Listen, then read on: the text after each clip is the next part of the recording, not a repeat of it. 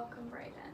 So today for this session, I was wondering if it would be okay with you if I filmed today, and if that's the case, could you please read out the text in blue or purple for me, please? Just to confirm that you 100% consent to this session being filmed today. Okay. I understand that this role play is for the purposes of assessment in the course of 1018 PSY, and that you are not a qualified counsellor. You have explained this to me, and I have consented to playing the role of a client and to being video recorded. I understand that the recording and the written transcript will be kept confidential and only viewed by the teaching team. Okay, thank you very much for that. So I have a few questions for you before we begin. The main one being, have you ever actually experienced counselling or therapy before? No, I haven't. Okay, so how this works is everything that's spoken in our sessions is confidential, which means that it is kept private. However, there are a few limitations to this that I'm legally bound to. The first of which being if I feel that you are at harm to yourself, or someone is going to harm you and you're in serious danger, or I feel like that you may harm another person. The second of which doesn't happen very often, but I do just need to let you know anyway. If I am subpoenaed by the courts, I am legally required to appear in front of the courts and display my case notes and share that with them. And the third one is, let's just say the doctor that referred yourself to me, I would, if they were wanting an update, I would share with them my case notes just to let them know how you're doing. But before any of those conversations occur, I would always let you know, and we'd go through what you do feel comfortable sharing, and I would talk to you again through the reasons why I have to share that information and what will be shared. Okay, so is that okay with you? Yeah, that's perfectly reasonable. Oh, that's perfect. Okay, so why don't we get started in why you decided to come to counselling today? Sure. So recently, my girlfriend's been going through some issues with her own mental health. Okay. So she used to be on medication for anxiety and has a history of it as well. And rather recently, her mental health has kind of gone a little downhill between how she views herself as well as how she goes about her life and her eating habits. It's definitely has put her in a very negative mindset, and in turn, I don't feel obligated, but given how much I care for her, I've been trying to help and been trying to support her and help her sort of bring her back to that more positive mindset, but at the same time it's been negatively impacting my own mental health and how I view what I'm doing, in a sense, to assist, I guess. I can see that you've really taken your girlfriend's mental health entirely on your own shoulders, and it's entirely natural that that would be debilitating to your own mental health. So tell me more about the things that you've been noticing with your own mental health. We'll go into that a bit. Sort of, I've been viewing kind of what I say as carefully as possible, to the point where you know, even if I send off something that's completely supportive and something that I find is, you know, innocent and devoid of any negativity, I guess, in my behalf, I immediately view it as the wrong answer, or I immediately just think that was the wrong decision to make, and I just immediately go into shutdown mode. Like, the constant thought that would run is, that wasn't right, that wasn't enough, she probably hates you, and self-deprecation to a point where I'm basically watching that phone for the next notification, and I'm waiting for it to be just a long laundry list of everything that I did wrong. a sense. That must be really hard for you. It's difficult both from, you know, seeing her this way, but also reaching that point where I'm like sort of questioning how I approach just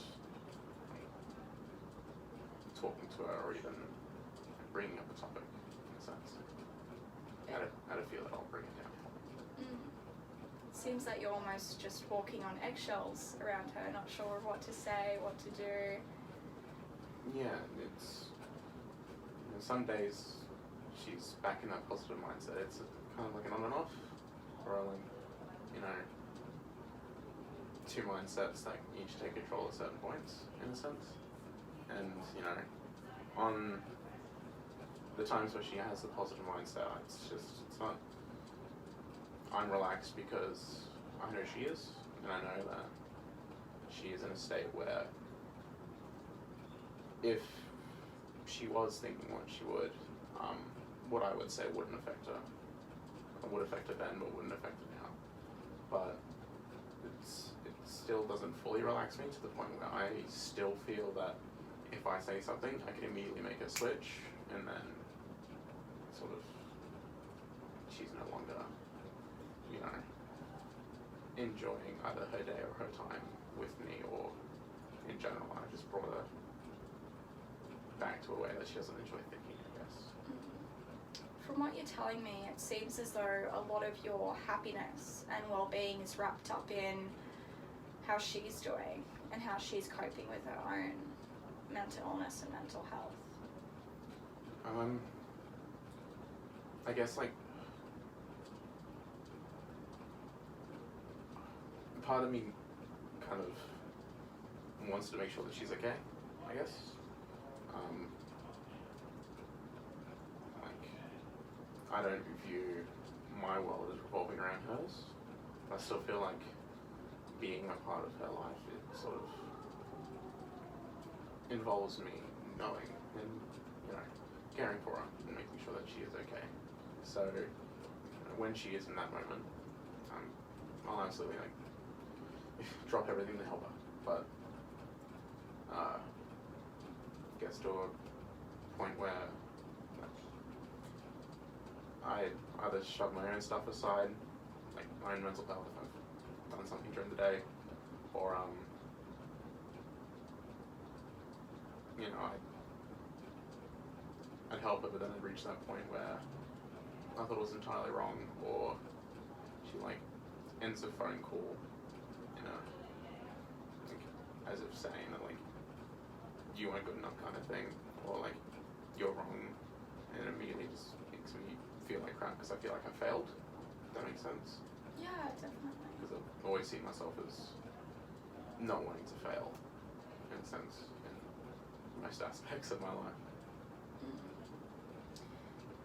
Must be hard. It's almost like a cycle where you don't want to fail in other aspects of your life, so you work so hard on those things, and then you get a call or a message from your girlfriend saying she's having issues, so you have to put that other aside. You fall behind on work, you fall behind on family, relationships and everything, so you begin to feel like you're failing in your, you know, your work and your relationships. And then also when your girlfriend is having those moments of, you know, go away, or, you know, just hangs up on you, you feel like you're failing there. Where do you feel like this intense feeling of hopelessness and not good enough and need to succeed? Where do you feel that comes from? I think sort of my drive to succeed typically comes from my schooling, but not entirely my schooling. What I mean is, it comes from the expectations that I put on myself because of family, reflecting on my past schooling and now current achievements that I've possibly gotten. So,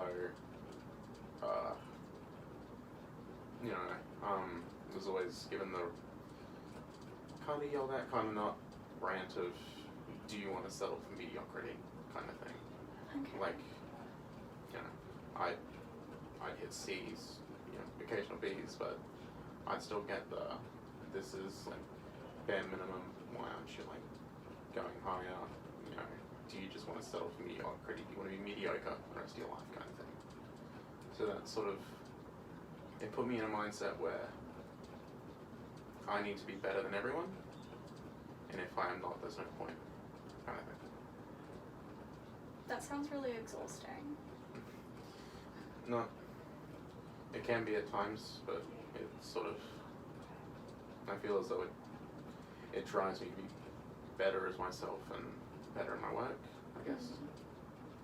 But how do things go when you do be average? Sometimes I feel like I can be average, but be happy, I guess. Like there are moments where if I'm average, I'm like, okay, I'm average and that's okay, but I'm gonna get better. Or I'm average and I don't care, so whatever happened in the past is, whatever was said to me in the past doesn't matter because being average here is fine. Because, you know, like, I don't know, sport for example. If I was average in sport, it's either average or it's you're really good and like near professional, I guess. So if it was sport, I'd be more than happy to settle for being average as long as I'm enjoying it, I guess. So what you're saying is it's kind of under certain scenarios that you struggle with being seen as average or not better than everyone else, is that correct? Kind of, I tend to view it myself, so if I don't, like if I've done something but I see maybe a colleague or someone else in like a competitive field has done better, say like competition for, you know, fighting or something, if I see that I've been beaten or I did something and someone else did it better, then I myself will either view it as A, I need to beat him, or B, I'm nowhere near that, I should just give up. I never really take into account what other people think of how good I am, unless I know that they're, you know, that they have some credibility to back it up. So, you know, I won't take, you know, someone saying that, oh, I'm good if, like, it's a passing compliment, or if it's someone who hasn't reached that kind of level, I guess. So, with all of that must be hard for you when you hear from your family and your girlfriend if they're giving you compliments. Do you kind of just brush them off, or is it, because it must be hard to feel that support if you can only get, and you only really truly believe something from someone who is excellent in their respective fields? Yeah, I do see myself brushing compliments to the side sometimes. So, from my girlfriend, like, you know, if she compliments how I look or something I do, I just brush it off as either anyone would do the same or someone else could do it better, without a doubt. Or, you know, if my parents give me one, I would see it as I'm not there yet, because if my mum's complimenting me, then either A, it's sincere, or B, it's a compliment, but I still need to work harder, I guess. But not as hard as maybe I'm thinking. But if it's my dad, for example, if he compliments me, I just think he doesn't give a shit. I disregard that and keep working on what I'm doing. You specifically said about your dad doesn't give a shit. Why do you have such a negative idea that your dad could compliment you? Because I've seen him as a live-in manager, I guess, not really as a father figure. Going into business with him, business with family is supposedly never good. But going into business with him, but also previously, like through my schooling and other aspects of my life, any praise that I received felt shallow, and praise wasn't really something he'd give to me. It'd be more so, wasn't good enough, you can improve. Or, did you even try? Kind of thing. Like, my best wasn't enough, so I gotta be better. Yeah. It'd be really hard. I get by. It's difficult times, but at times, like specifically work. But outside of that, I sort of taken it in my stride ever since. Like, you know, if he yells at me about something or he critiques it, I sort of just, like if he critiques something, I'll fix it to what he wants, but I don't really care. Or if he yells at me, I'll just sort of stand there and agree with everything he says, as long as he can just stop yelling and leave it alone. Because typically when he yells, he doesn't really make a point. Yeah, I guess would be the best way to put it. It's sort of just yelling for the sake of yelling and trying to get as angry as possible, I guess. Would be difficult. Now, Brayden, I'm becoming conscious that our session's coming to a close soon. Okay. So I think we should possibly just talk about what we've discussed today. Sure. And I would love to see you again, because I feel like we can really work through all of the stress that you're dealing with. So would you be happy to come back and see me again sometime? Yeah, I'd be more than happy. Okay, so is there anything in particular that you want to work on next week? I guess I want to try and find ways to support my girlfriend, I guess. Find potential solutions for... Look at strategies. Yeah. Strategies for situations or how she's feeling, I guess. I think that would be a really good thing for us to work on, because today we've really discussed how all of what's going on with your partner is affecting your mental health, and I feel like we should be looking at strategies not only for you to feel that you're supporting your girlfriend and feeling like you are being very supportive partner, but also ways to protect your own mental well-being, because that is incredibly important, because you're a person too. Okay. So I would definitely love to continue this conversation next week, and we can delve more into that. Okay. Alright, thank you very much. Thank you.